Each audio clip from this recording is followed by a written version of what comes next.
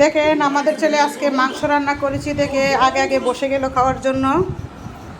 ঈশান তুমি আজকে কী দিয়ে ভাত খাবে? দেখেন আজকে ভেন্ডি ভাজি করেছি, তারপরে এদিকে আছে লেবু, শসা, পেঁয়াজ, কাঁচামরিচ আছে, আর এদিকে দেখেন মাংস রান্না করেছি, মুরগির মাংস, আর এদিকে রান্না করেছি মসুর ডাল, পাতলা ডাল রান্না করছি আজকে পেঁয়াজ দিয়ে, কারণ মাংস দিয়ে পেঁয়াজের ডাল খেতে ভালো লাগে। তো আমার ছেলেকে একটু ডাল দিয়ে দিলাম, আমার ছেলে আগে ডাল দিয়ে আর মাংস দিয়ে ভাত খাবে। ঈশান আজকে রান্নার আয়োজন কেমন ছিল বলো? অনেক সুন্দর।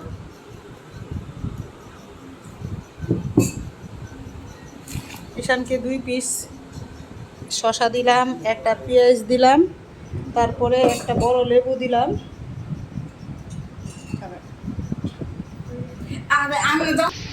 ঈশানে কিন্তু মাংস দিয়ে ডাল দিয়ে খেতে অনেক পছন্দ করে, এই জন্য ঈশানকে মাংস দেবো। ঈশান তোমাকে কয় পিস মাংস দেব বলো? আলু দেবো কয় পিস? 3 পিস মাংস দিলাম, 2 পিস আলু দিলাম, সাথে দিয়ে দেবো একটু পেঁয়াজ বেরেস্তা। এই দেখেন উপরে দিয়ে আজকে পেঁয়াজ বেরেস্তাও দিয়ে দিলাম। মাংস দিয়ে ডাল দিয়ে খাচ্ছে আমার ঈশানে।